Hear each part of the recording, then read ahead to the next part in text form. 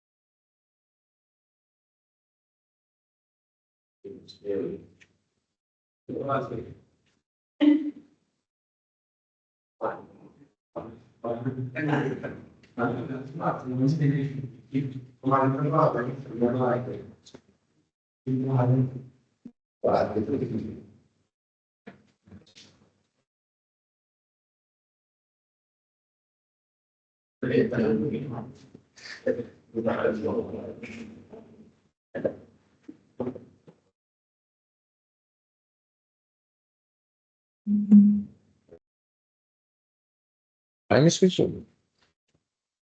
Halo? Halo? Kenapa menjemis?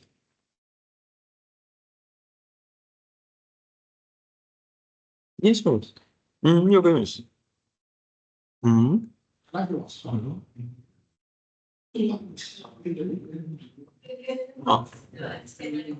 Yes, Miss, no finish that or no finish spell, ma'am. It's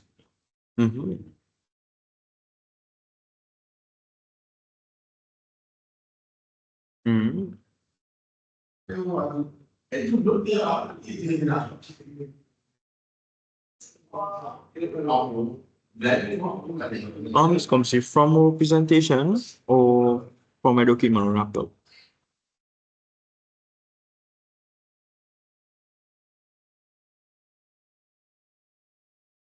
Yeah. Yes, Miss. Actually,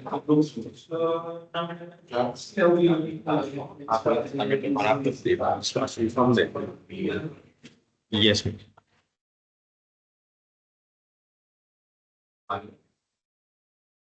Okay.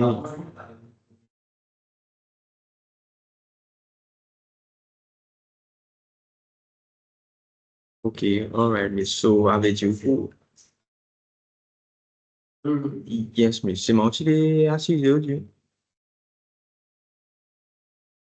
All right.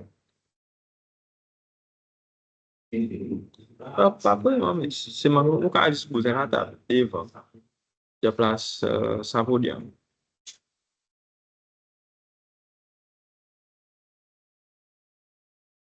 Non, non, mais c'est pas vraiment. Non. Ok.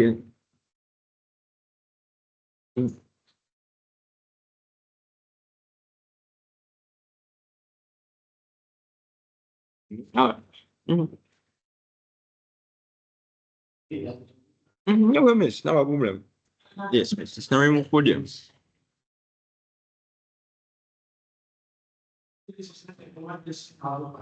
Oh, no, miss. Just the opinion. Na po apresentation na metto na laptop pa pues ma present. Na va besoin la table devant. Baby, no problem. Okay. All right. Okay then.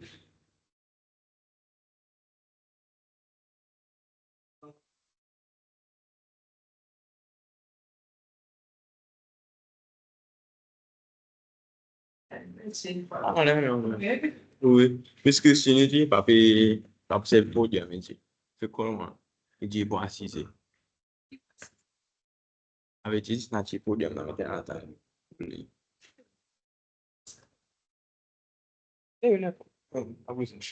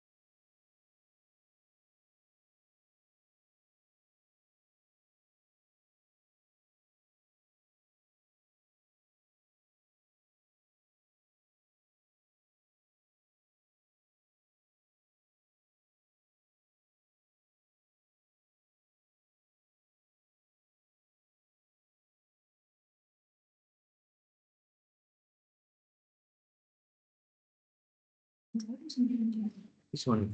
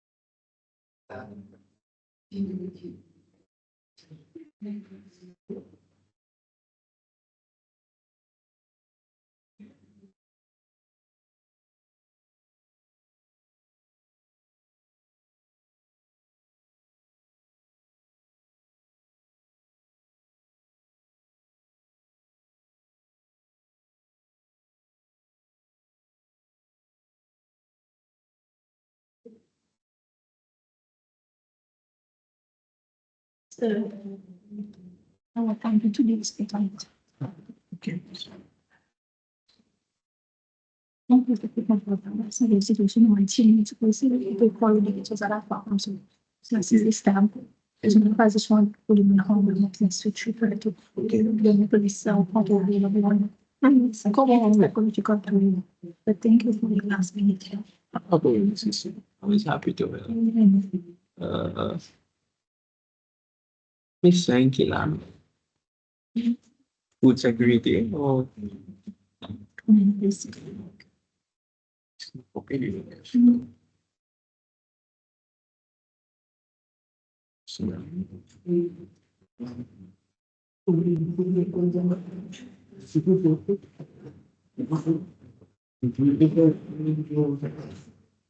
Just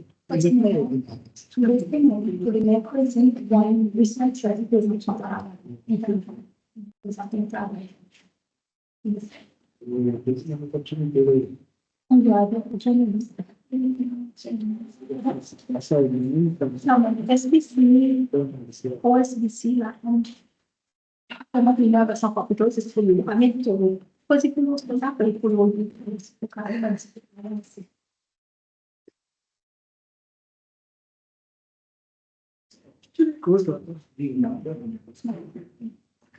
kapensi bitan ako kasi tumani na po sa tapos at misiling mo din pakakala ko din mo din ni pa panak mo pa okay po so thank you as misiling mo desi kami ni polo mo mo pa mo okay mo pa mo okay Excuse me. sorry about that sir thank you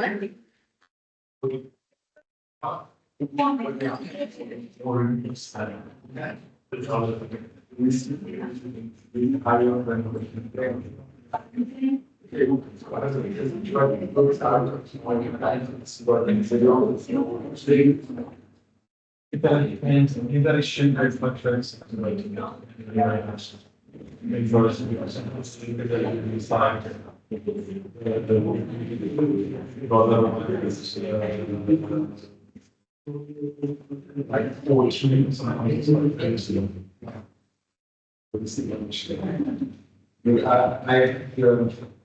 The fear that they pay with I think that's a moment.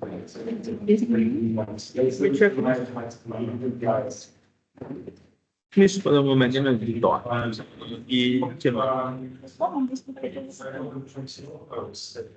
There was everything will be Okay, so I'll just close off this one. yes. Your help is really appreciated, Brendan.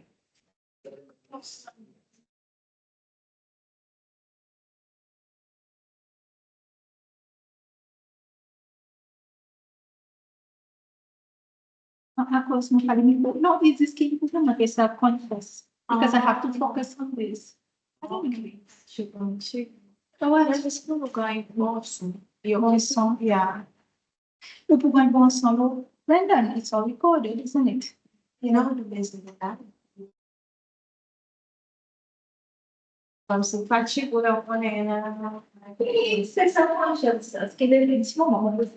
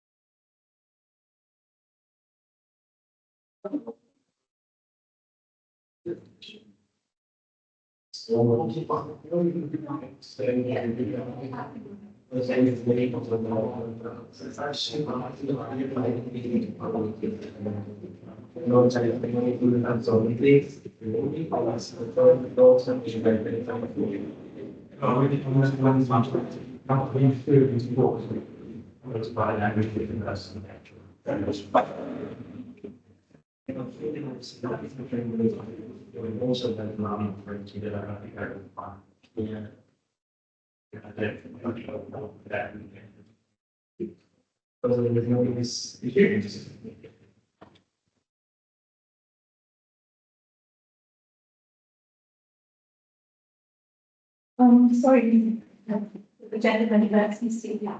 So if it's going to be much better for you to have a microphone, well, it's not ideal level. If it helps your work, then it's fine. Okay. That is the first number.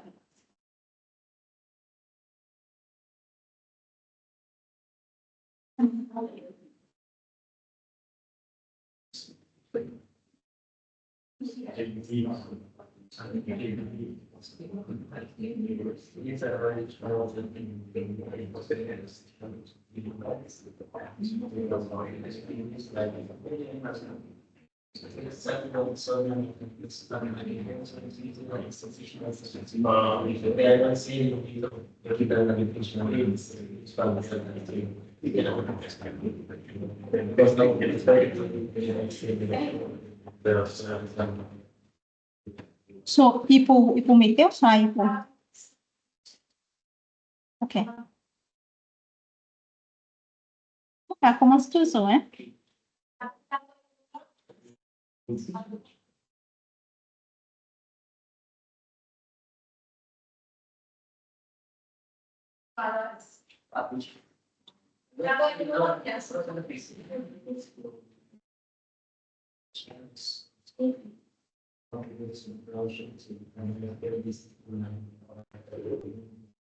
So I think we can start. So good afternoon and thank you very much for coming to attend this presentation. It's a presentation in the field of linguistics. My name is Pejakovich. I work at the University of Seychelles in the Education and Socio-Economic Research Institute. I'm also a PhD student with the University of New England, Australia. where I am following a PhD program in linguistics. And my my thesis is on reduplication in French lexified Creoles. So language contact, comparative language, especially comparative language analysis, and also the dynamics of language contact is of great interest to me. Hence, I have put together this little presentation for you today. So thank you very much for bearing with me. So the presentation is an analysis of language contact between Seychelles Creole and English in word discourse from the sociolinguistic and structural perspectives. So I'd also like to say hello and welcome to the persons following us online this afternoon.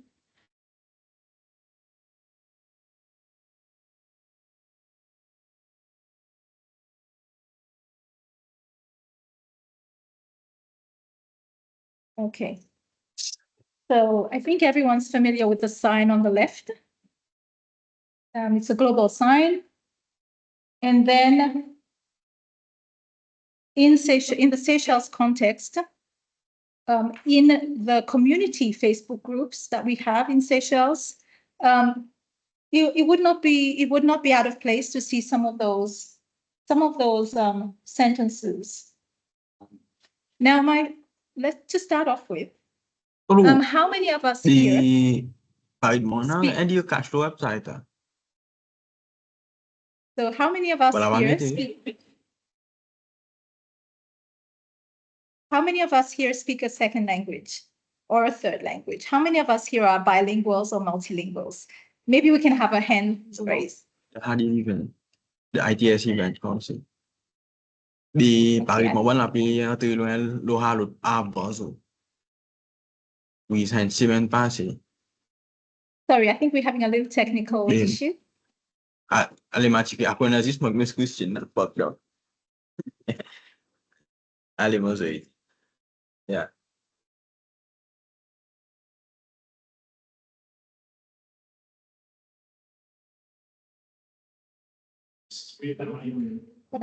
The participant who needs to mute the mic.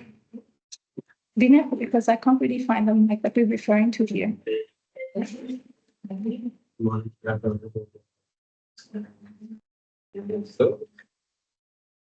Yes.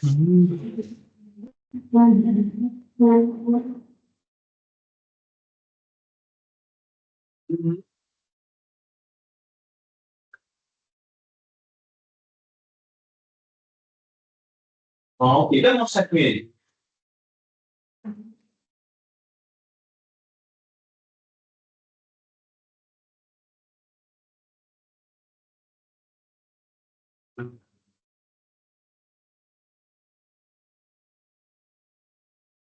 Okay, so thank you very much, and sorry about that. We just had a little technical issue. So my question was, how many of us speak a second language? And I think most people here, or most studies show that approximately 60 to 75% of the world's population speak at least a second language. So it's quite significant.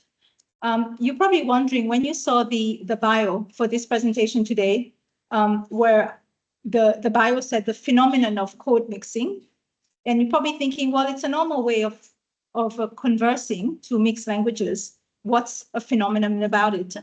Well, the thing is, it's not, on one level, it's not quite a phenomenon, but on the grammatical level, which is one of the two aspects that we're going to look at today, there are aspects that can be considered a phenomena as well. So when language when language scholarship, when the study of language entered the second half of the 20th century, there was a change in perspective from an ideology that started in the sort of the colonial times, where a second language was not seen to be on an equal footing as certain other languages. So the study of bilingualism and multilingualism took a new lease of life in the 1950s and 60s. In fact, in 1962, a linguist by the name of Gumpers actually sort of trailblazed, and later on followed by Poplack as well, trailblazed the value of studying bilingual communication and bilingual speech and opening the field to it and showing that the value of speaking various languages meant that each of these languages have their own value and that actually leveled the field compared to the previous century. So, so previously what was thought about bilingual speech, it's that perhaps the bilingual person may have semilingualism, which means that they are not proficient in either languages, so they're trying to put the two together to try and get by. But it has been confirmed by a plethora of studies over the years that bilingualism is actually it's stable in many communities, in most communities, and it actually demonstrates proficiency in both languages. So the whole theory about semilingualism has, for major studies, been disqualified in favor of the fact that bilinguals or multilinguals have the ability to be proficient in various languages and put their languages together to be able to code mix in a way that does not reduce their own linguistic abilities. So this is just a little bit of context here. So the use of two languages concurrently was seen as a lack of linguistic competence. So to speak an inferior language was a sign of inferiority, and educatedness, and bilingualism was seen as a transitional stage on the way to civilization. So this is just a little bit of historical context. What's more interesting is that some trains of thought back in the day also associated bilingualism with other forms of, other forms of handicaps, such as left-handedness, stuttering, mental retardation, even schizophrenia. So this is a bit extreme, but just to put it in context, that we have come a long way since the viewpoint of the use of second, third languages in official linguistic scholarship has started. Okay, so it's taken a long time for it to catch up, but I'm pleased to say that all the work that's been done, including what we're trying to do this afternoon as well, is shedding light on the importance and the value of the multilingual or the bilingual communication by their speakers. So, bilinguals outnumber monolinguals in our species. According to some recent estimates, about 60 to 75% of the world's population is bilingual. It appears that the capacity to learn more than one language is an adaptive trait in human evolution. And that's from somebody called Hirschfield, writing in 2008. Okay, so a bit of historical context. I'm not sure if you can read the screen. Now, we should really start with definition before we go to have a look. So code switching. I have to say that there is such a plethora of confusing and definitions of what code switching is. When you go into sociolinguistic or linguistic literature, you will find that what I think is code switching is not what somebody else thinks. We have theorists that say that code switching is actually interjecting one word, interjecting one word in a mass of language that belongs to the other language. So an interjection of language A in language B. So that's one definition. We have other definitions that say that code switching means alternation of code. So, one sentence in this or part of a phrase in this language and then another part in another language. So the definitions abound. In research, we know that, nobody is happy with one stable set of definitions just because research is so multifaceted. So for the purposes of today, I will just say that instead of using code switching, which is often mistaken for just taking one word. For instance, if I'm saying something in Creole, in English, for instance, I'm standing here and I'm leaning.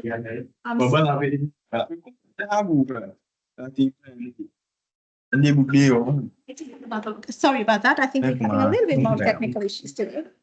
The website. Description the QF. Hello? Yes. Okay. All right. All right. Say it, but I done more for.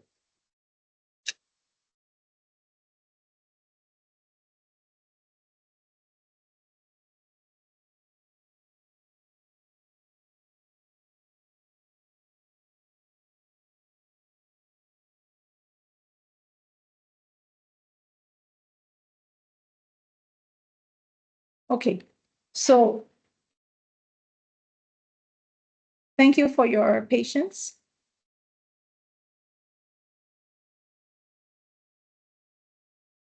All right, so let's continue. So for instance, if I'm using, yes, for an English phrase where I'm going to insert a Creole word, that can be seen as code switching, just one word, like I'm leaning against la table, and then continue. However, Muskin in 2002 said that, you know what, it makes sense, all these various theories, all these various approaches that say that code switching means one word, sentences at the end of clauses, in between, at various parts of a text that language A is inserted in language B. So all of this, he says, is code switching, but he didn't want to confuse anybody. So he said, let's just call it code mixing, because all we need at this stage is to understand how the whole dynamics work. And let's not get into the nitty-gritty of whether it's one word or three words being switched, or a sentence or half a sentence. Let's just call it code mixing. So for the purposes of today, please excuse me if you see that I've used code mixing and sometimes there's code switching. It's just that when there's research written on code switching proper, sometimes you just have to call it the way it is named. But for the purposes of today, code mixing is interchangeable to what is known in brackets as code switching. Okay, so, oh gosh, I've lost, let's just start here.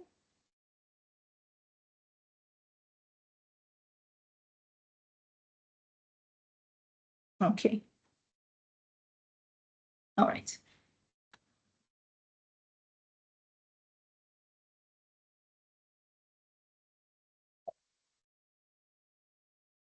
So it covers the various code switching. However, Muskin also will go on to encompass all those three different types of code switching into his own theory, which is going to consider each of them together in the one theory, and we'll come to that in just a minute.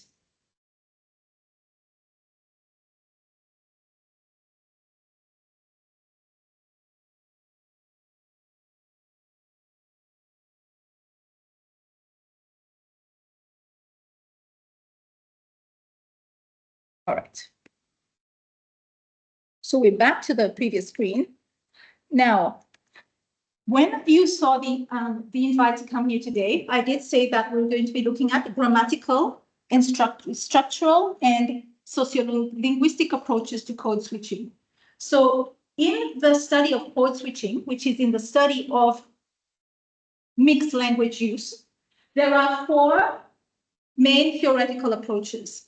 They're very different, but at the same time, they feed into each other. At the same time, they correlate with each other. So you really can't take one in isolation from the other. So even if in linguistics, we do focus more sometimes on sociolinguistics, sometimes on structural, which I'm doing today, but the other two are also important. They're there as underpinning the others. So in sociolinguistics, we see how code mixing reflects and negotiates people's social identities and power dynamics in multilingual communities. So sociolinguistic approach to observing code switching behavior is focused more on how people use language and code switch to be able to interact in a society, in a community. Okay? So that's why it's called sociolinguistic, the social use of language. So we have definite group of linguists who focus on sociolinguistics, looking at that layer. The other layer is grammatical, or you call structural. This approach is focused on examining how language grammars, each language has its own set of grammar, its own grammar set. How, when you put language together, the grammar, the syntax, the lexicon all sort of fit in together, and whether there is going to be a blending or whether there can be clashes. Okay, so you're putting two grammars, and we all know that grammars have different formats. Very often grammars do not quite equate each other. So this view here, this is a structural view, is what's the dynamics of putting the language grammars together. And the psycholinguistic approach looks at the cognitive functions that make people code switch. And going further there, so this is how bilinguals manage. When we say bilinguals, we can also include multilinguals. But for the purposes of today, this is also multilingual, bilingual is interchangeable. And also in the psycholinguistic line, there's a lot of study now that's being undertaken on cognitive linguistics, where the brain is actually studied on what happens in the brain when people speak different languages. So the effects on the brain. And then there's a conversational approach that was devised in the 1970s, and it became very popular probably for a couple of decades. Even now, I guess, this is looking at how a conversational utterances, one after the other. So the previous utterance has an effect on the next utterance as well. So this is called conversational analysis. That's its own kettle of fish. For today, I'm going to be looking at a sociolinguistic approach to code switching and structural approach as well. Now, the thing is, usually, I think most people don't do that. I think it's a little bit, overambitious to put two approaches together. But by doing that, there are advantages and disadvantages. So the advantage of putting two approaches together, okay. The advantage of putting two together is that we can actually see a wider scope of what's happening when English and Creole come together on social media. The disadvantage is you can't, with the time constraint, go into the nitty-gritty. Okay, so I've had to sort of take the two studies that I've done and sort of just stay on a sort of level where it won't be too time consuming, just bringing in certain elements to be able to give you an overall picture. So today is an attempt to put two small studies together to give you that top half of this. Bearing in mind when we're talking about these two, the psycholinguistic also comes in, because there's also what makes people also say certain things, even if this the effects of how people interact with language is decided socially for this group of people. But there's also the psychological pressures as well, sometimes like triggering effects, etc., that can also override these. So we've covered this. So now, what is the relevance to code mixing to linguistics? Now, overall, code mixing study allows research to be undertaken in how language could be best used in education, for instance, in language policy. So there are multiple uses and benefits on researching the sociolinguistics of code mixing.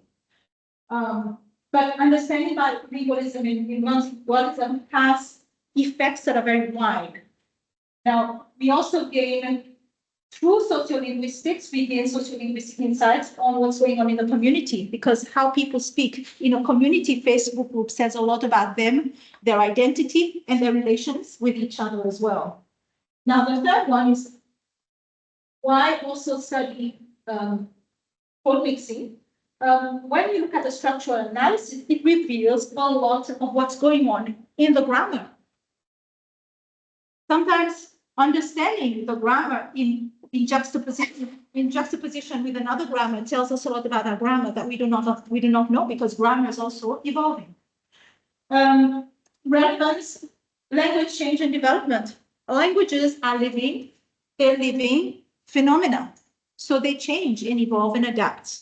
So word mixing study and understanding how language contact can affect the current language is also very important in the study of multilingual speech. Language development and finally cognitive linguistics is, like I said earlier, it's a growing research hub, research focus for scientists to come into play as well, to look at what part of the brain, which part of the hippocampus is activated when languages are spoken. There's amazing research being done, especially in education and children, the age that they actually can best be suited to learn 2, 3, 4 languages at once, etc. So fantastic scholarship going on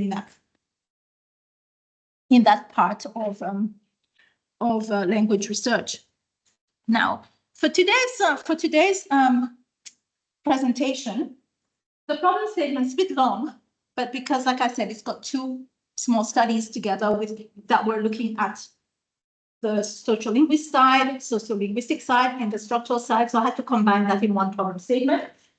Because of increasing globalization and digital communication, they've intensified language contact situations, especially in multilingual societies such as Seychelles, where Seychelles Creole and English coexist.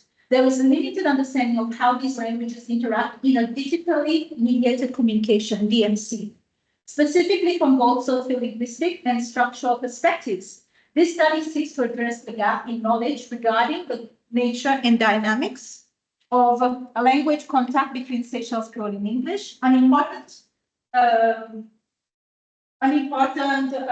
feature is called mixing in word written language, a neglected area of study at the moment, since most literature in code switching research is based on spoken data. So around the world, there are lots of people who are focusing on how languages come into interaction with each other when bilinguals speak. However, they're looking more at oral communication. However, since in the past 2 decades, there's a growing body of studies that are focused now on online interactions as well. Very different. Speaking in person and texting or sending you chats is very different as well. So we'll look at that in a minute. So the study aims to investigate how these interactions influence language use, identity, and social relations amongst interlocutors, as well as the grammatical effects that emerge from their contact. So that's quite a mouthful. Now, the research question, so I've separated it into 2. So for my sociolinguistic inquiry, very exploratory, what is the nature and functions of code switching between Creole and English in Seychelles Facebook group?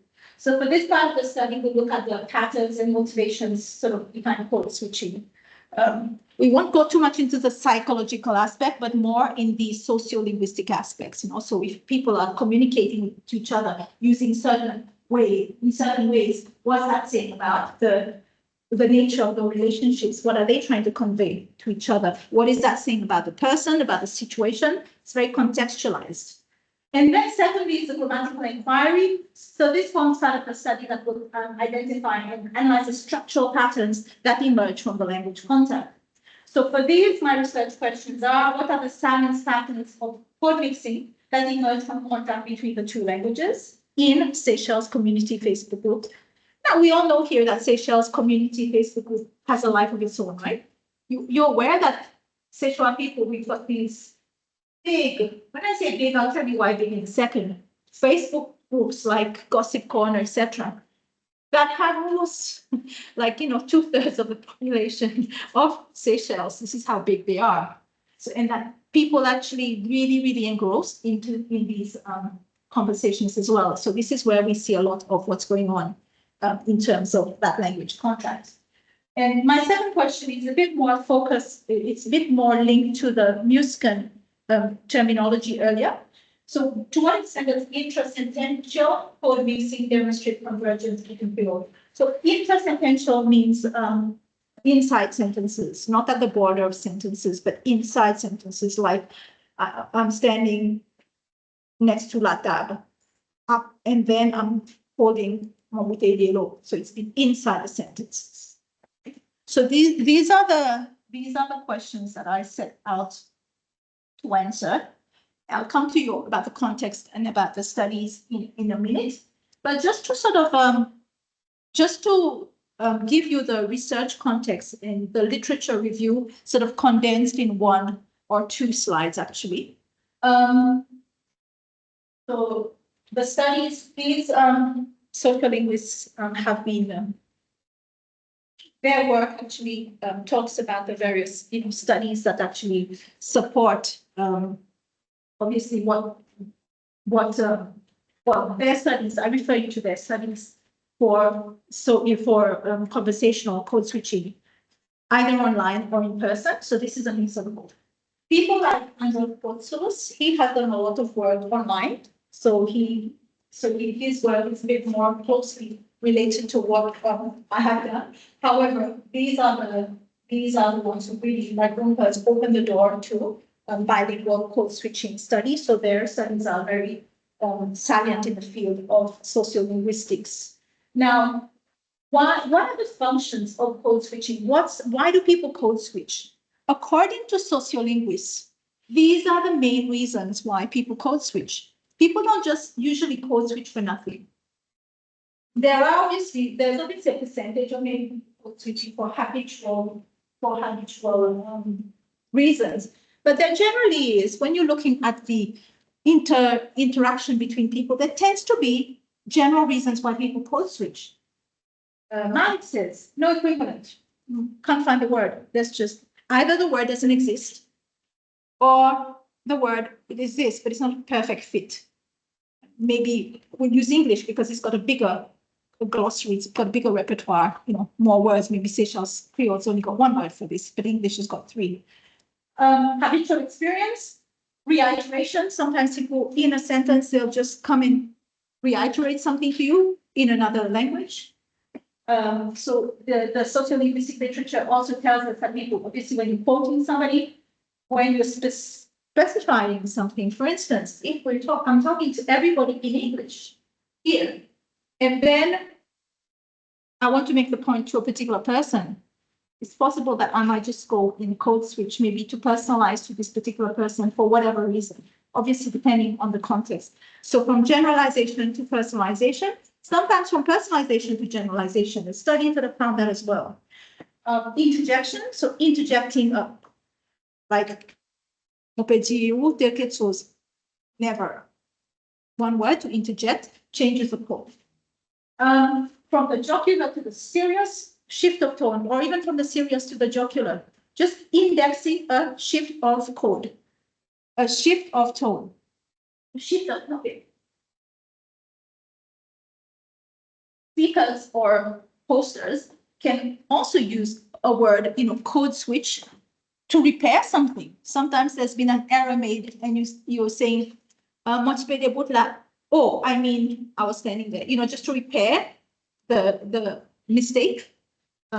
Cognitively, they switch into, or for whatever reason, they switch into the other language to repair. So studies have been done, quite a fair bit by Peter Auer, who's here. So this is just a few, but there are lots of other research that also support those basic reasons for code switching of functions. Message qualification, somebody says something in a language, in a particular language, and then to just see somebody understands, like to make sure the other person understands, they will just go and put it in the other language as to qualify that statement. Solidarity convergence, this is very interesting. Sociolinguistics in the community, this is used quite a fair bit in various communities. This was found. Google's was the first one to find this in, sorry, I've got my dates not in the right order. But anyway, he did various experiments in Norway back in 1960s, and he found that the way people spoke to each other in the company of others, they might just bring in their language to make solidarity with one group of persons, just to include them. So language has a power of including people as well as excluding them. So even to index consent, if I'm agreeing with what you're saying as well, I can just share the same code, which is the same languages. To introduce formulate discourse, including recent collocation, sometimes we use little snippets of discourse. For instance, I'm fine, you're welcome. These are collocations or formulaic discourse in little chunks. It's easier to say you're welcome than how do we say you welcome? It depends, but it becomes quite habitual to use in another code, short collocations. To perform culturally specific genre, poetry or joke telling, to ease communication like the shortest route. Sometimes the easiest way to say something is like that word in another language, because in my language, perhaps I will have to find a longer way of saying it, and vice versa as well. So in literature, these are some of the major reasons why people code switch.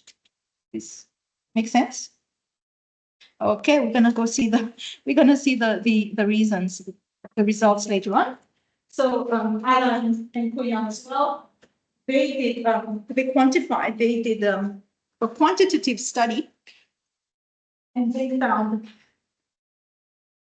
the proportions of times that people code switch for different functions as well. So this is just to as an add-on to, but we don't have to go there.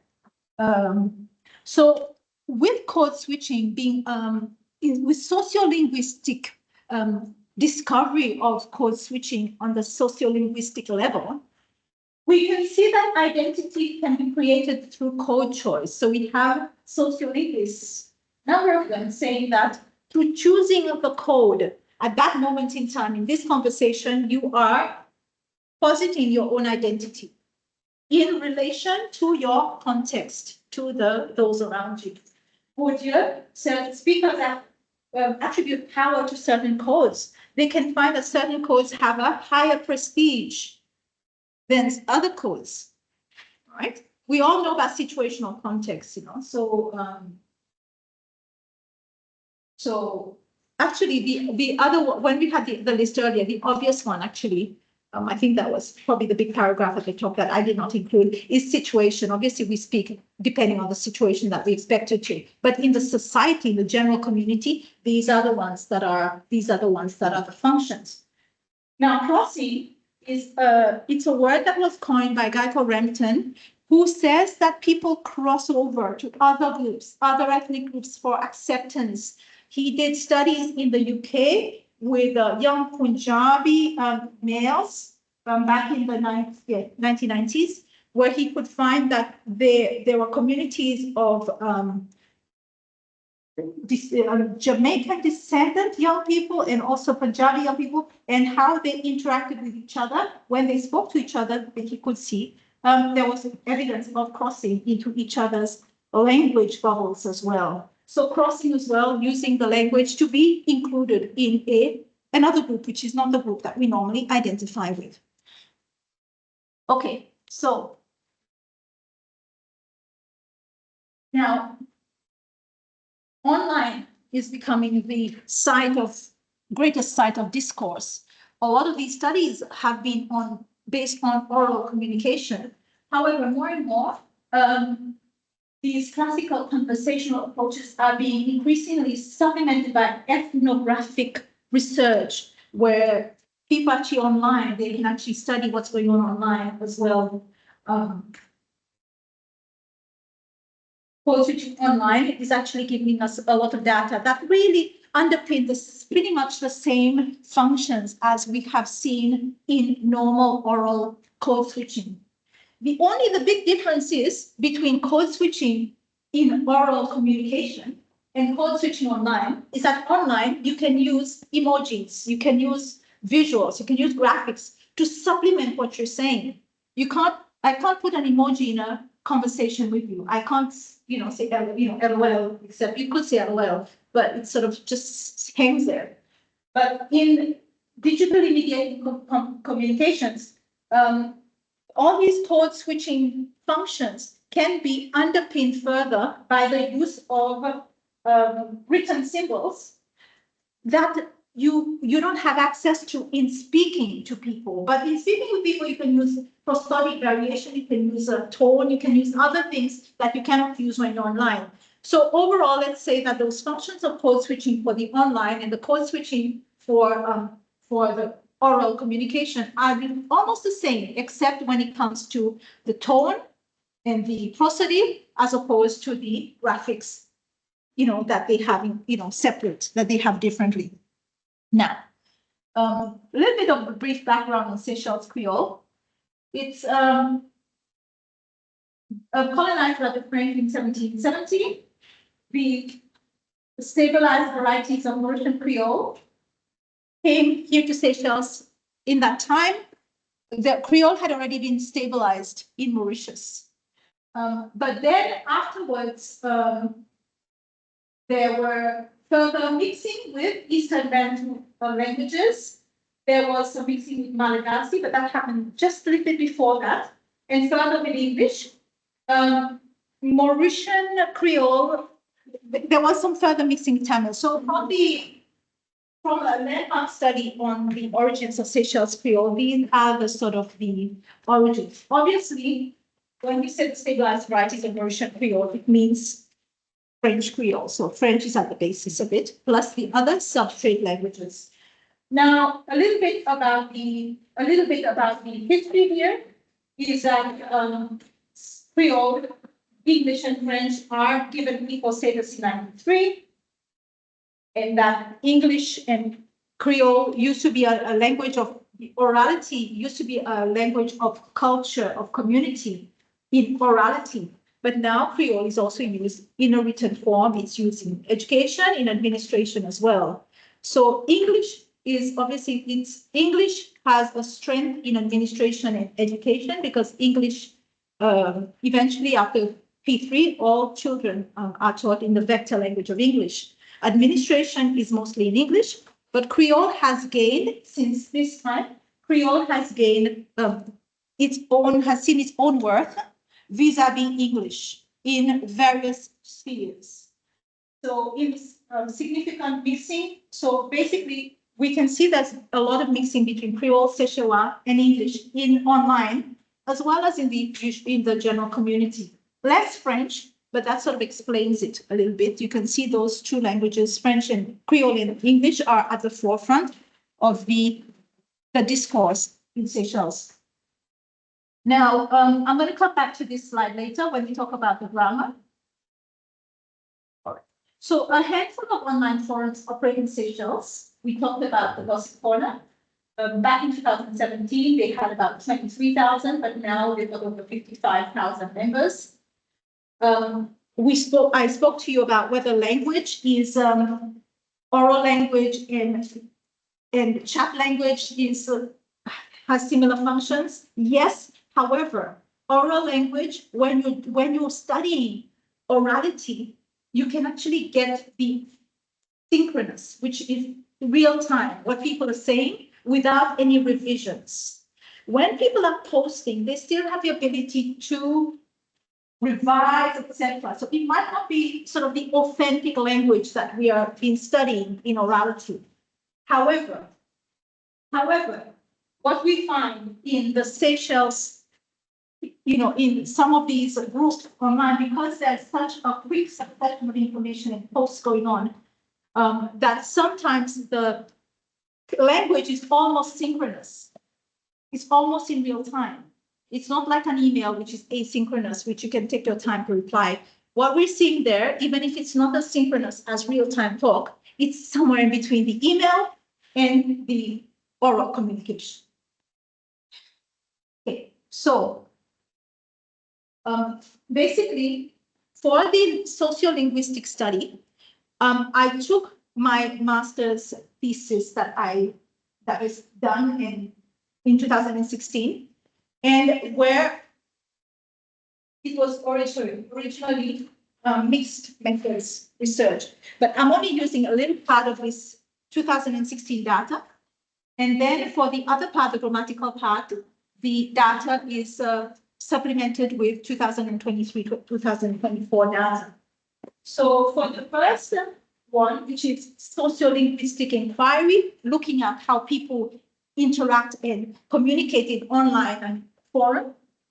I'm a native speaker. I have been immersed for quite some time in these online groups when I was living overseas, and quietly watching, noting the patterns that I could see in terms of the functions of sociolinguistic code switching. So through the lens of ethnography, I have been able to see the patterns themselves. However, I use mixed methods for the original research, in that I also, and I'm not going to go into this today because today is just a shortened version, I also did surveys to people on Facebook about how they use language and how much they use Creole and English. I also did corpus analysis as well, which was also quantitative. For today, what I'm sharing with you is qualitative. So I'm not going to go into the quantitative except to cite one benchmark, but otherwise it's all qualitative today. So yes.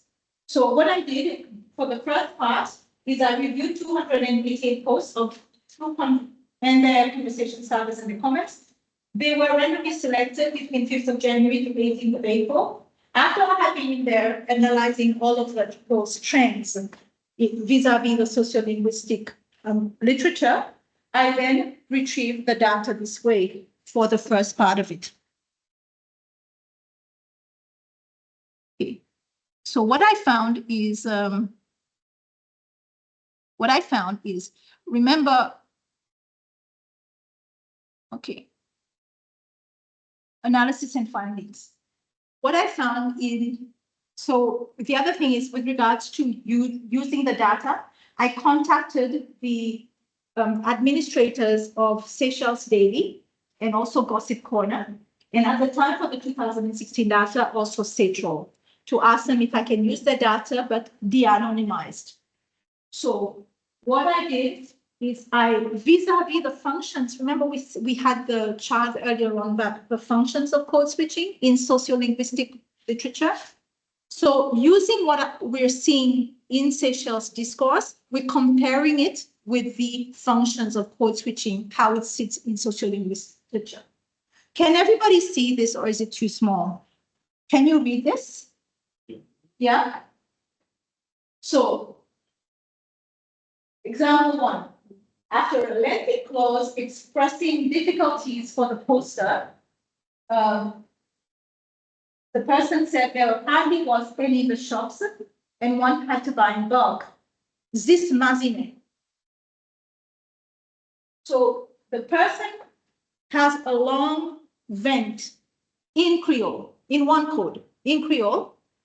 So when they've told everybody about the issues they're having to get formula milk for their child in one language, the interjection, the rhetoric is in the other code. So there's a lot of that goes on, but I've selected some examples that actually match with all the examples we've actually got match somehow with the literature. There are a couple that are a little bit different that I'll bring to your attention later. Another example is somebody's complaining. Why are they not using, they were talking about a hospital, I think on somewhere else. Why are they not using mold resistant paint in the hospitals? So they wrote to the administrators, no reply. So such molds can also trigger asthma in asthmatic patients such as myself. So again, so the person increasing dissatisfaction, you can just see how angry they're getting now and frustrated. À cause de l'hôpital dans sa l'état comme ça. Lesquels sont responsables pour maintenance? So basically, the person is talking in general about situation that has caused him frustration, and now there's a shift in tone and in code. First change in code, they're now addressing Creole. And secondly, the shift in tone, they're asking a question to everybody. Before it was like a third party speech. Now they're addressing the the crowd, I would say, the other post says, why? So this is what you call an epiplexic rhetoric, which means that you're asking a question, but you're not expecting an answer. It's just hitting you. Why? So you can actually feel the rhetoric is heavier due to the switching code. The third one, the functions formulate discourse, well-known collocations. Remember earlier I said, you're welcome, or I'm fine, blah, blah, blah. So we have a saying here, better than this, igati. Yes, plimokisayagati. So the person manages to take plimokisayagati and puts part of it in an English form, but it's still recognizable. It's still recognizable that this is a collocation that's well used in Creole. Another emphasis, interjection. Somebody's complaining about wife data on their phone. Comment with Facebook, it's you 75%. Or we get messages and it's you 100. I don't understand. Basically, what they're complaining is that as soon as you go on Facebook, you're told that you've used up 75% of your data. Within a few seconds, you're still reading the same message. You've already gone up to 100. So you can imagine how upset they are about, being ripped off by an ISP provider. I don't understand. So the switching code is emphatic. Okay, so it's a switching code, and it actually, you can see the level of frustration. Stylistic work there as well. In using your own language and having a bilingual repertoire, especially Seychellois who have many Seychellois through the education system, through the administration, where we have ability to switch in Creole and English well, you can see that people have the ability to use it for stylistic purposes, such as, this is the administrator telling people, oh, now we've reached 6,000 fans. So he's thanking his fans, and then he says fans, aircons, and legotai, meaning fans.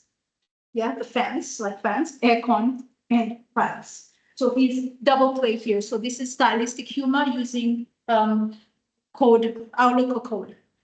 Now, this is an example where code switching displays solidarity, convergence, and also addresses specification, personalizes it from the general to the person.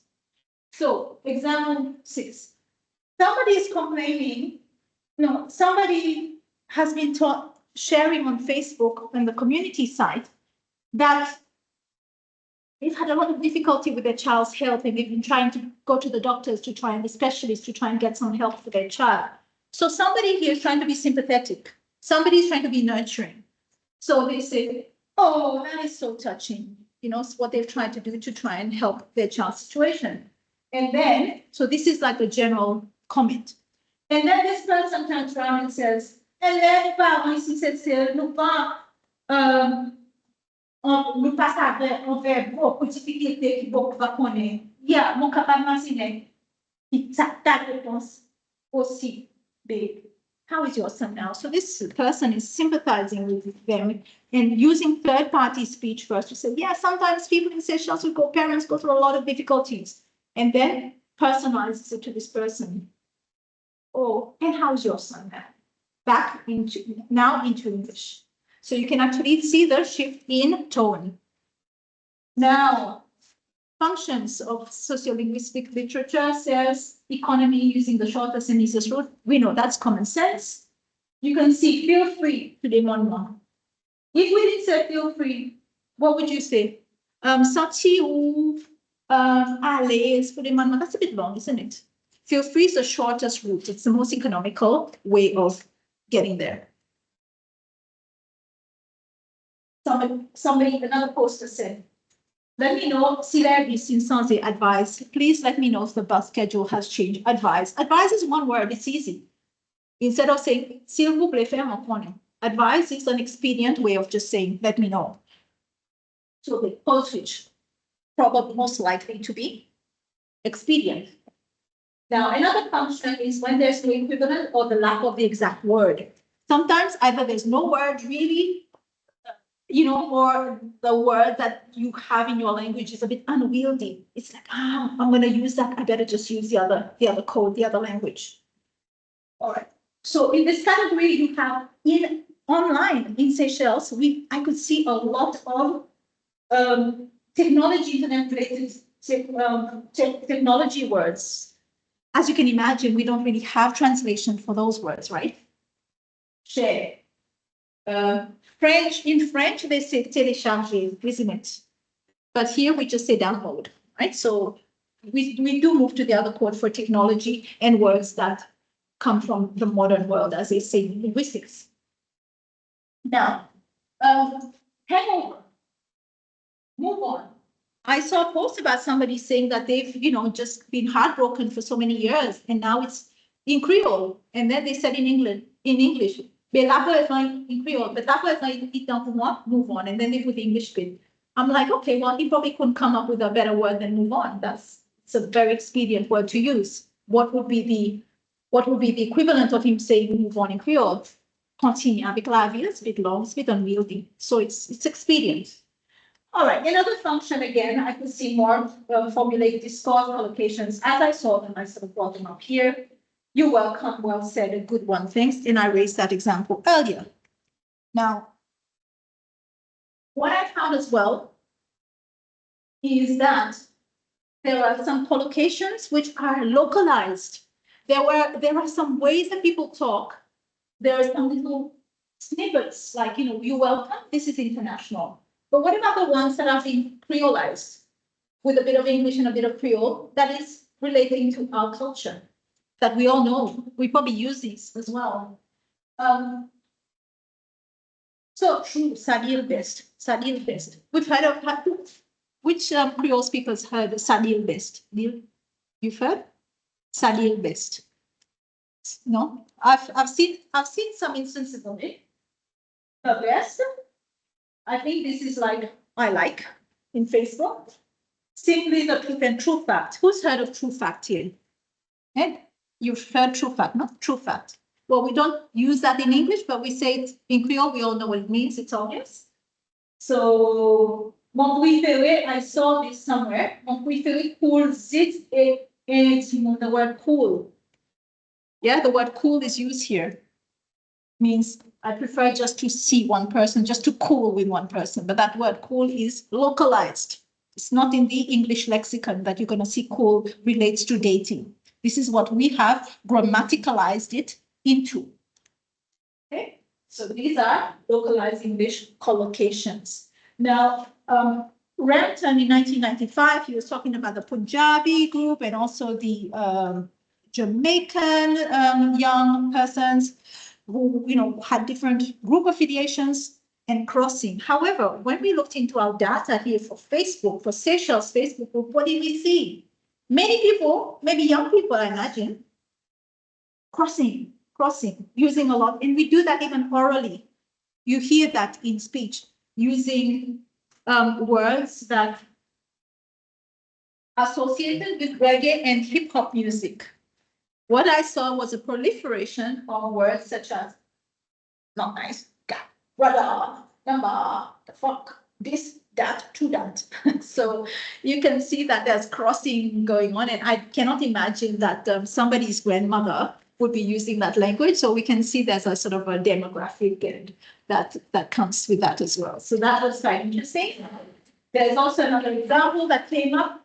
Better and unfair for nurses in their futures to show them our appreciation. So we should do better for nurses in future to show them our appreciation. That's what the person was saying. But using the crossing to this cell culture, you can see how the code switching is effective. We get it.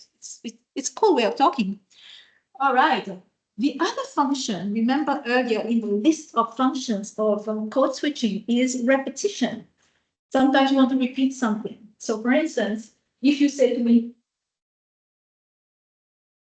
I'll be there at 3, and I'll say, okay, Boise. Just to confirm, but in a different code. Now, this is an example that was quite interesting, actually. You can see this poster was saying, well said. And then poster number 2 said something else. And then poster number 4 also said well said. But then poster number 5 did not say well said. This person said well said, and then the person said, I'll say copy some, means I copy you. All right, so finding another way of saying it. And then agree with you. This person said well said. So obviously everybody's in agreement with the post itself, which I haven't copied. I haven't showed you the post, it'd be too much. But somebody says bien posé, somebody says bien dit, somebody says well said. So you see, they're all sort of saying the same thing, but some of them are trying to use a different word. You know, they're repeating, but you know, trying to sound original as well. There's a bit of that happening here. I don't want to read too much into that, but you can actually see the dynamics of that post with the repetition. So really, for the sociolinguistic study, where I was immersed as ethnography within a lens, or looking through the lens of ethnography, virtual ethnography at what's going on in Seychelles community Facebook, I could see those patterns. I can see that the functions of code switching, that code mixing that and switching that are posited in sociolinguistic literature also run true for Seychelles. So obviously, you know, not because we're in Seychelles, you know, we're going to sort of not use code mixing, etc. Similar functions. There are certain little local varieties that we've added on with our own collocations, etc. But overall, the functions posited in sociolinguistic literature are akin to what we're saying in our community Facebook pages.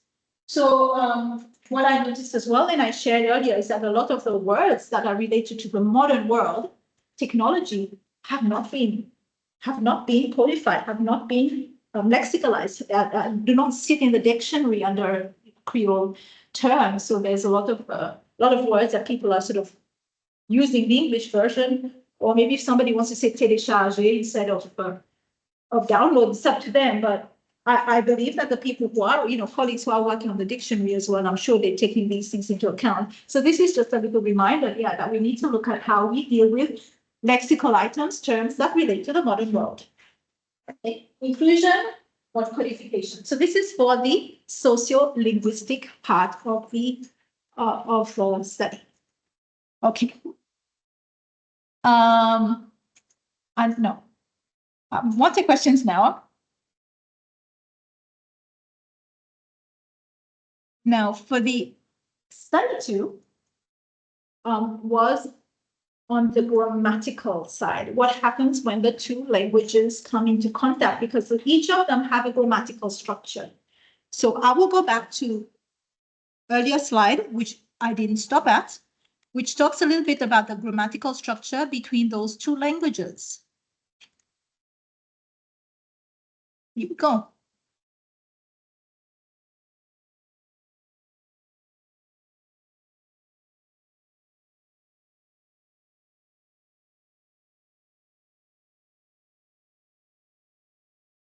Okay, thank you for your patience.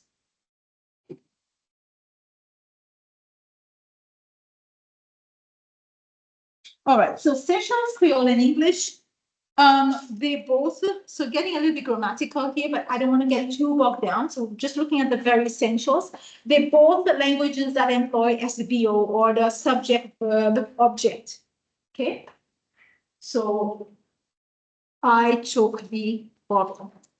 So they don't clash in that respect. There's no clashes. So that's a good thing. So you know that when the languages are going to be on that level, most likely you will find minimal clash. That's it.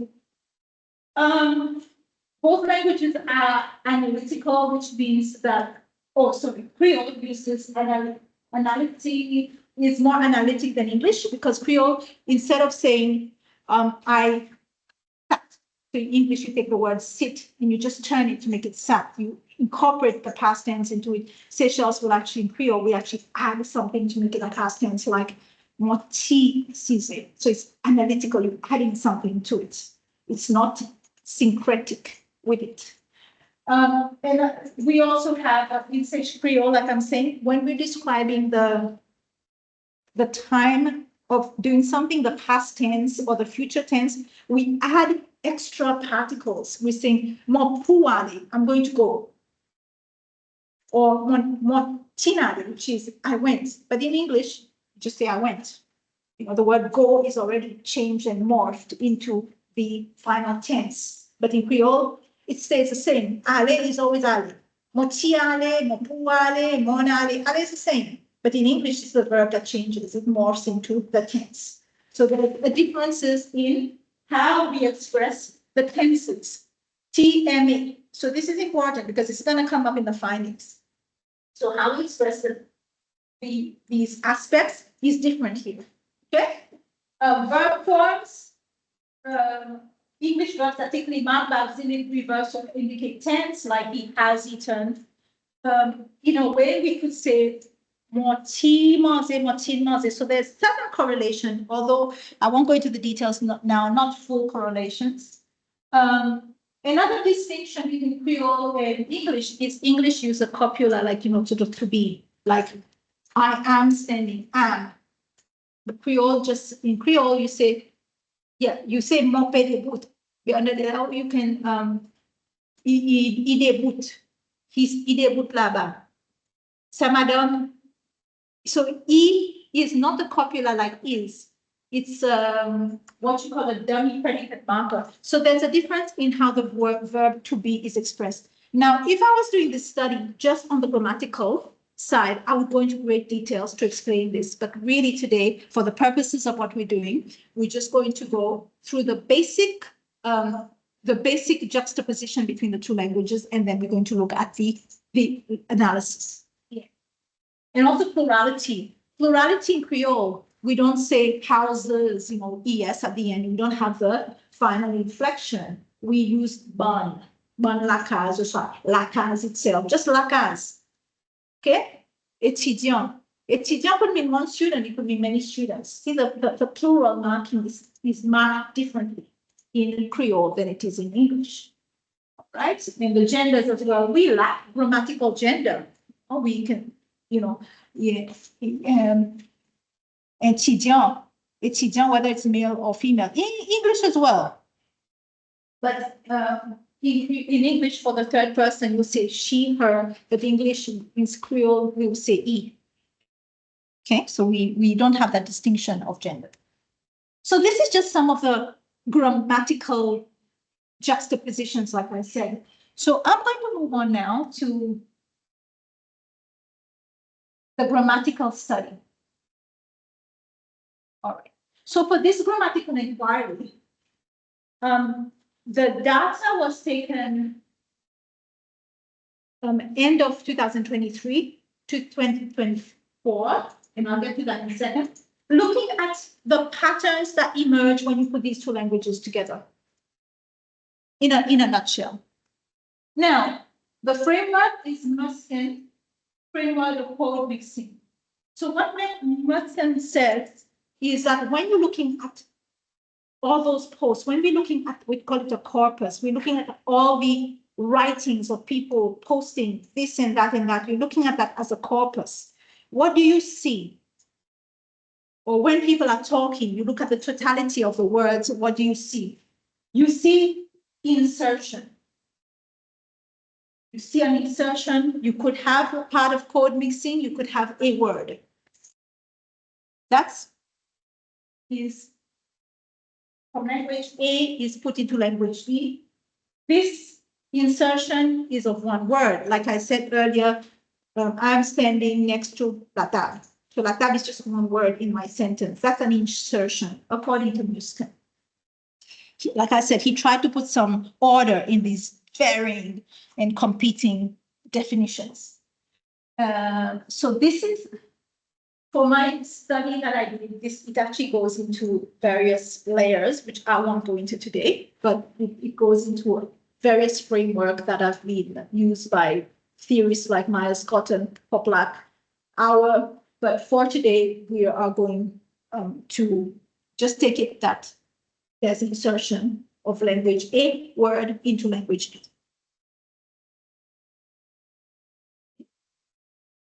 He also sees that there's code alternation as well. you could have a whole sentence in Creole and then have another sentence in English, part of a phrase in Creole. So they do not sort of like intertwine with each other. It's organized. It's an organized whole mix. Okay, so this is Muskin's way of also including alternation as code mix. Finally, we have congruent lexicalization. Congruent lexicalization is when speakers are using words interchangeably. You have a word in Creole, three in English, one in Creole, and it's in rapid succession, rapid fire. And I usually associate that with proficient bilinguals. Because if you're not proficient, you can't stay on top of it, especially when you're employing two grammars. Hard to be able to maintain the grammaticality. It's fine if you just code switching with a noun, and you can replace a noun easily. But Muskin's theory that he brings in is it's okay for the nouns, but what about lexical items that are not nouns? When you start bringing in particles, you start bringing in systems, words that connects other words. You start bringing in other parts of sentences that are not your nouns. You start bringing in, relative pronouns, etc. So it's easy to sort of say table and then like that. But what about other things like E? If you're going to switch that, how are you going to switch those particles? Especially when we're talking about two different grammatical systems here. Okay, so basically congruent lexicalization, this is a pattern that we're seeing a lot in the social media in Seychelles. Actually, it's happening everywhere in the world.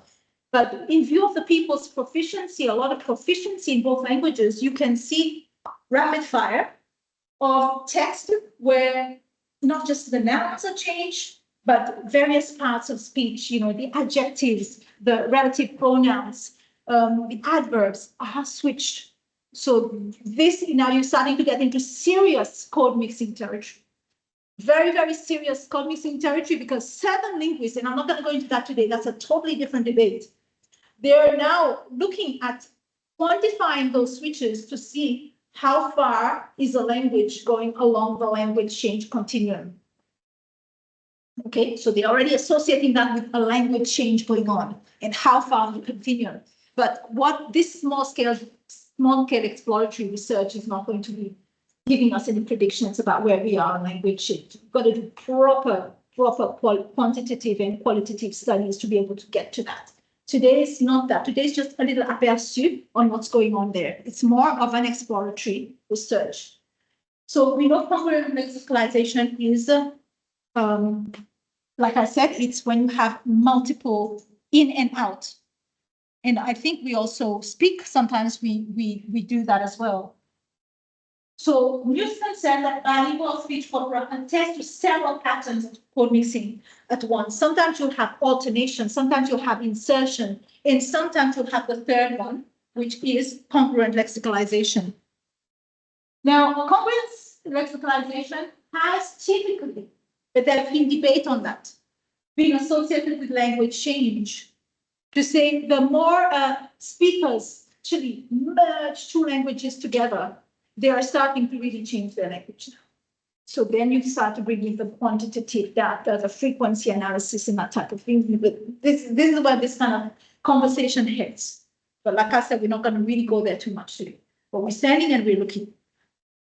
So this is proficiency-driven code switching is characterized by frequent switching of the matrix language, the main language that you started off your conversation in, or the main base language. And then you don't even know after a while which is the matrix language, which is the ML, and which is the EL, which is the embedded language. Earlier I said language A and language B, but now you don't even know which is which, because they are so, the switches are so back and forth and almost maybe incoherent, not in a bad way. Various strategies involve switching at places that you don't expect a switch to be done. Sometimes switches can only, according to the constraint, which I'm not going to, the grammatical constraint theory of Poplack 1981, you can only switch at certain points in a phrase, certain switch points. But now we're seeing switching is going on in between two words that you don't expect there to be a switch. Okay, So this is showing that there's some serious switching, some serious mixing going on. All right, so my methodology for this one is from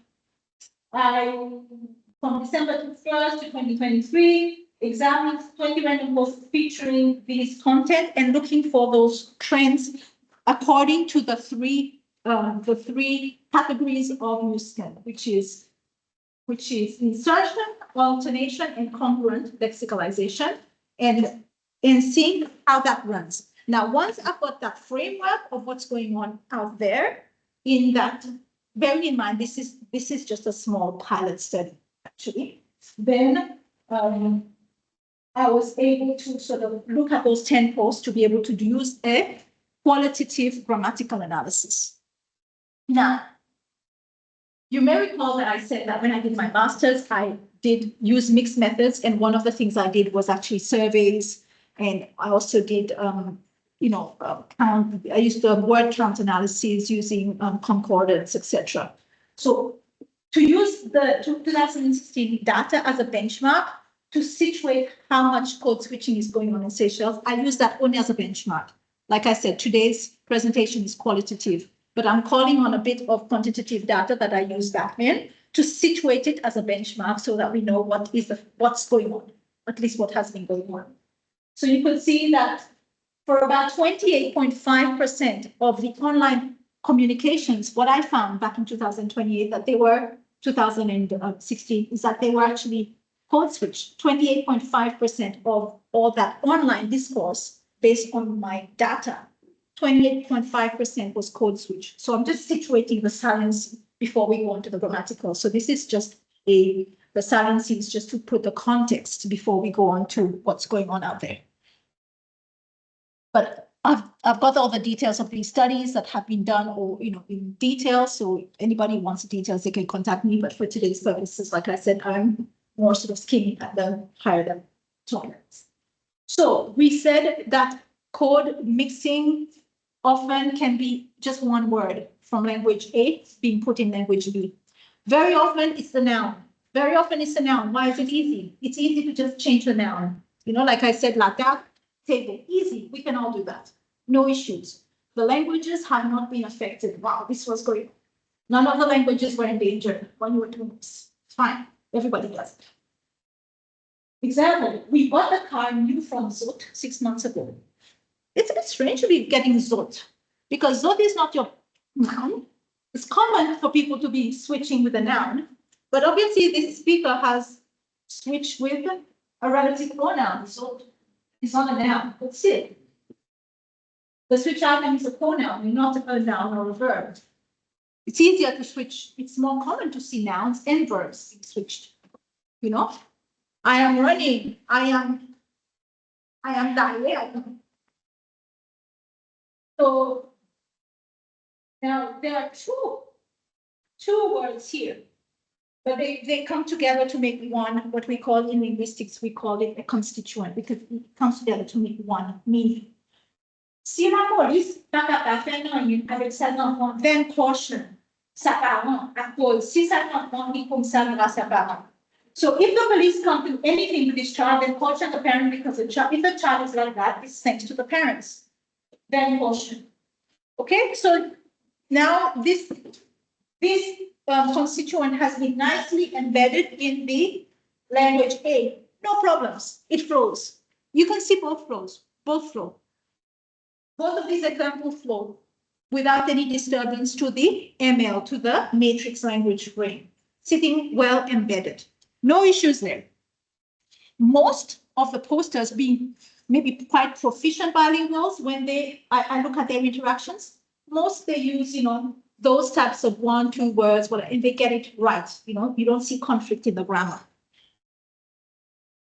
You also see examples of code alternation where a whole sentence would be dedicated just to another code.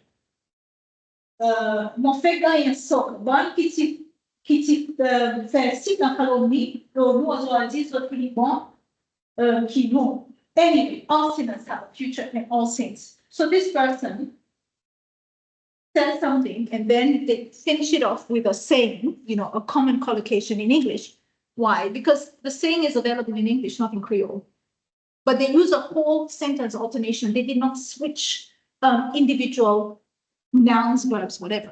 So according to Muskin, that's fine. That's also code mixing. That's okay. You know, that's common. That's very common too. That's, you know, that's not breaking any, challenging any norms. Okay, fine. So a lot of that.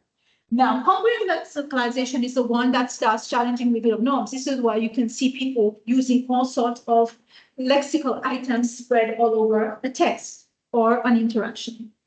So, motivate hope don't feel clear, but after watching this more hoping to me, well done, guys. So there's a bit of that going. Seamlessly embedded. There's no grammatical mistake there. When you look at it, I want to say grammatical mistake. It's not, sorry, I'm going to rephrase that. It's not ungrammatical. If you know both languages, it makes sense. It hasn't pinched your nerve to go, what are they trying to say? It flows. Somebody says, beyond sad, even another care feeling. So even, you know, so we have an adverb here.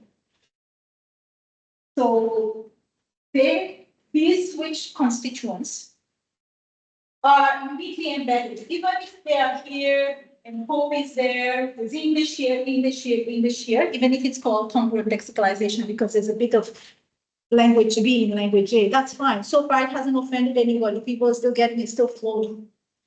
Right? They're using hope here as an abstract noun, more hope here, hope now is a verb here, verbs, nouns, that's fine. People tend to switch them all the time with no offense.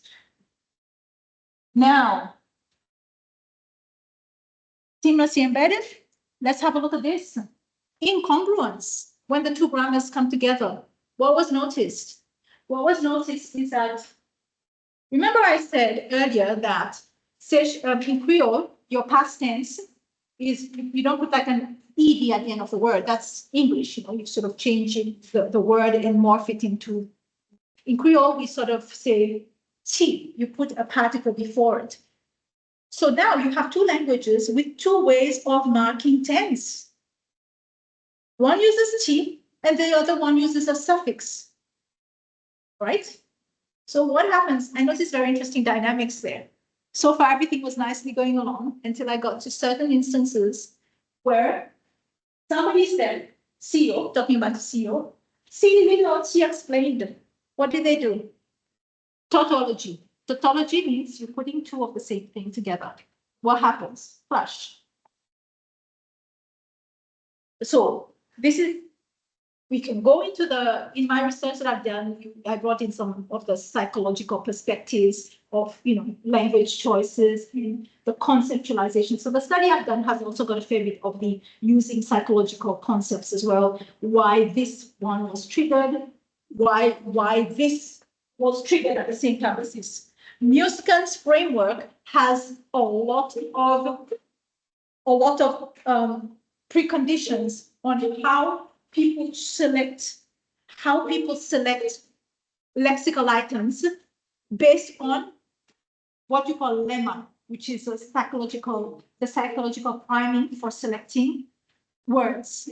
So this is a totally different conversation. I don't want to push you guys into this right now today, but my work is available. If you need, you can contact me. But I found a clash here, okay, between two marking of tenses, two systems. It might be that the person typing it, we don't know who they are. What's their bilingual proficiency? I don't know how proficient they are, but so far, you know, we've seen this. So this is just maybe indicative that it's worth having a further look with greater data and more in-depth data. Another example that I saw is Sitaka on non-DPT, meaning twins. And I've seen that a fair bit where if that parent has two children, but in Creole there's an E missing. Okay, so the copula, in English we have a copula, which is the verb to be or to have. But in English to be, but here, not to have it to be, but here it's missing. So we're speaking as if we're talking English along their grammatical structure, but we're using our words. But this is just small examples of certain patterns that I could pull out of the data. I'm not saying that the majority of people were just speak in a grammatically incongruent way. But what I'm saying is that you could see little trends that are worth exploring to see what happens when you put those two languages together. And it's just, and the study of language worldwide as well is also, you know, we look at languages when they come together. Overall, it tells you what happens in Seychelles can potentially happen with other languages as well. So this is why it's also important to study languages, no matter how small the countries are. And one more thing I need to say about the study of Creole languages. Creole languages are particularly revered as languages that linguists jump on to study. We have a lot of Creolists. Why do they want to study Creole languages? Because they're the youngest languages. They're the youngest group of languages in the world. They evolved in the last 500 years. So you can actually see them coming up and you know, growing, as opposed to ancient languages that, you know, you can only rely on certain historical artifacts, you see. So this is interesting. You can see how, because language evolves. The way we're speaking Creole now, we did, you know, my grandmother would not have, you know, dared to code switch. Why, you know, they had yeah, I mean, if they code switch, it would be more with French words in those days.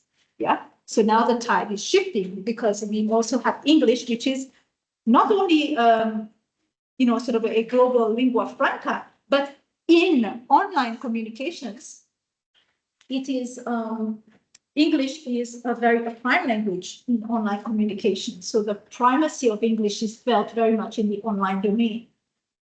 So, so for the grammatical, so my conclusions are, and I did not put a separate conclusion page for the grammatical aspect, is because this is just a small scale exploratory study that needs to be expanded this way and that way, with data, with both quantitative, qualitative data, not just on the online digitally mediated domain, but also in the oral domain as well. That will supplement that. So we'll be able to see what's going on, whether there is actually what's going on in terms of language change continuum.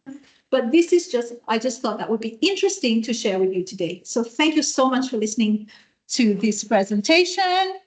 So I have another example here of incongruence. And thank you so much for being here today.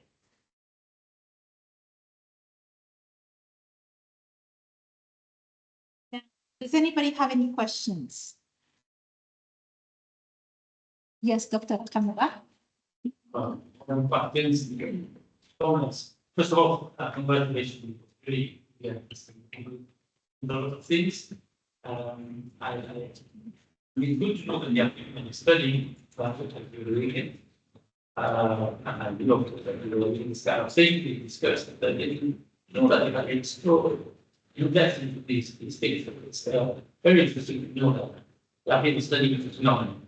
Now, I would like to say that, of course, it is code switching between two languages, but they are not equal languages. One is a global lingua franca, which is a dominant colonial language, and the other one is whatever we have. It is the Creole, which is the mother language for the majority.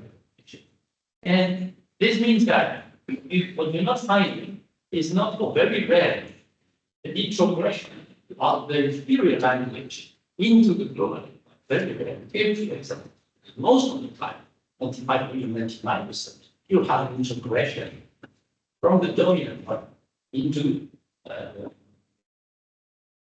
perceived and inferior, etc. And all language change, you know, there are standards that are made, but after some time, if people from the street cannot understand the standard, and this may well be the case in a number of years in Seychelles, all the changes happening. Your grandma, maybe she, as you said, she wouldn't understand those things switching. But then the standard means you have to change because you have people speaking at the television and okay, they understand it. It's like strange, you don't understand it. So many young people don't speak it. So anyway, I think, you know, I understand very well, and perhaps even have it's one or two I've seen reasons why people switch. Sometimes mental image is something it's just for being because better in management. In Spanish, you say gordo, and it's you can imagine a guy fighting so contrary to gross in Catalan or old French. So people in Catalan, Spain, they would be stopped. But there are words to say.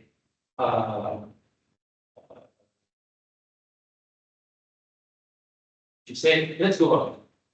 And we're not using manual. Guys are using let's go on. So many things like this. So just a language which is getting into your life. Another thing that I would like to say, I would advise you to look into the African languages. And it's really that our friend calls the Mongolia, which is called Pejakovic, for instance. So I used to speak a language called Nyanja, closely related to Swahili. All the things that you explain, like we are eating people's food, tea, pay, all this is typical from an African language. Most of the Bantu language is Muzayanga, you will go, I think for it's Italian. Italian is Muzayanga. It is so say take more into something similar, etc. So this I think it's very interesting to remember. I only can see that's how interesting because I used to speak that language many years ago. And I said, it's an African language, but we speak of French.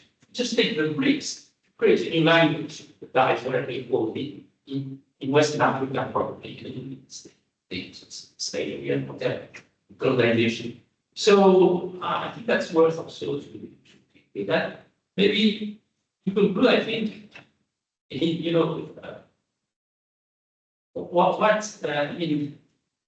practically, is there something that needs to be done? You see, I don't see any effort by great majority of people that are at the top of our society. To try to really try and speak Creole as the standard Creole, traditional standard Creole. It's flowing from changing. And I am afraid that the speed of the change is like climate change. So big.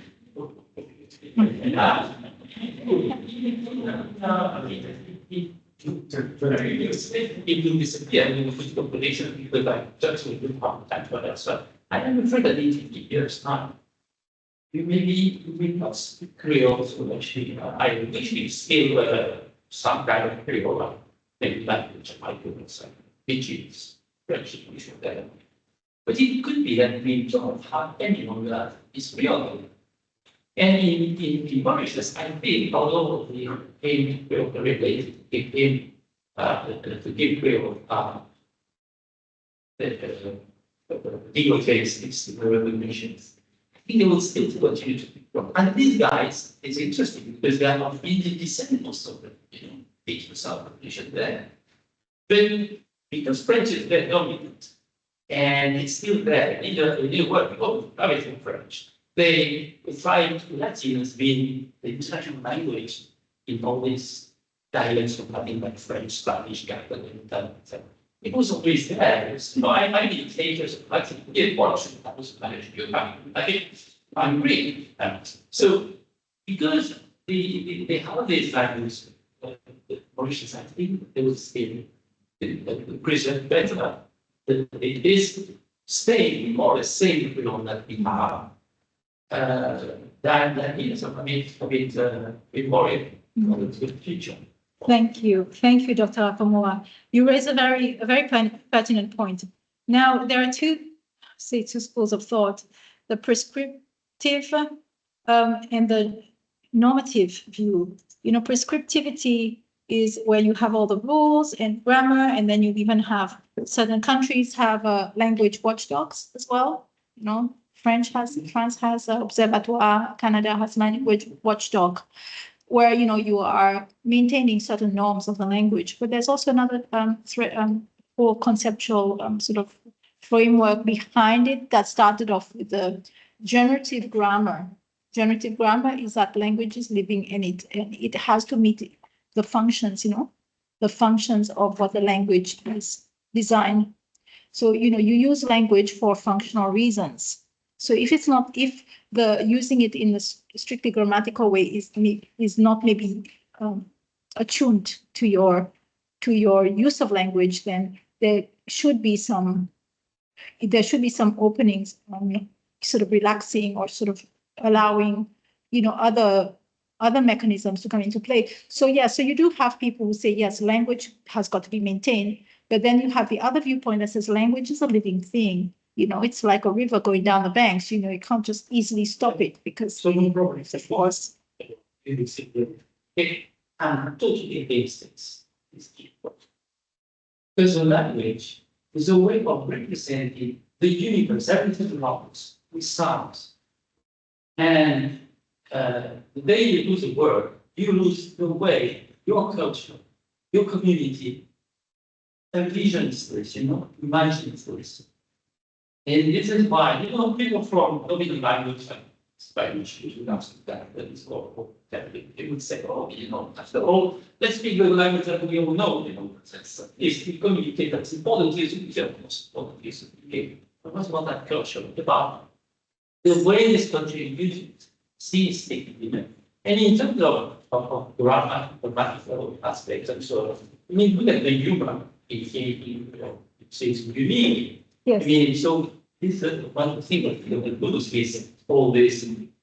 So language encodes the cultural values, and this has been shown as well in the online study, in the online observation. I have seen how the local language, and even code switching with the local language encodes the cultural values, the sociocultural values as well. So that's very encoded in the language use and the choice of use. So does anybody, because I'm mindful of the 3 o'clock, so thank you very much for your very insightful comments, Dr. Nakamura. If anybody else have any questions, or otherwise yes? Actually, when I was in the United States, I had a student who was from Tobago, and they also speak fluent.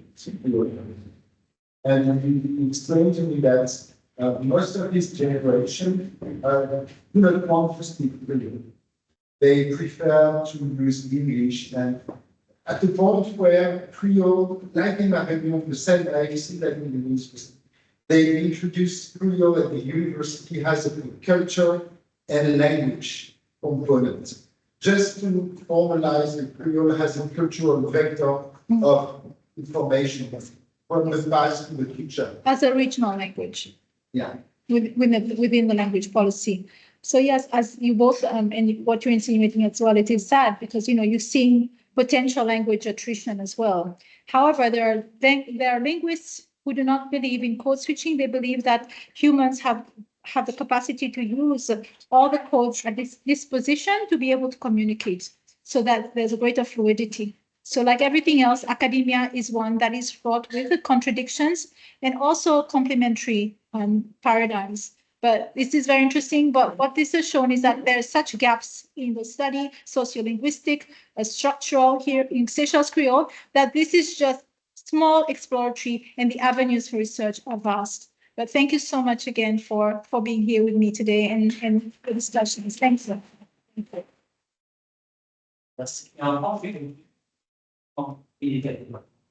Which was in the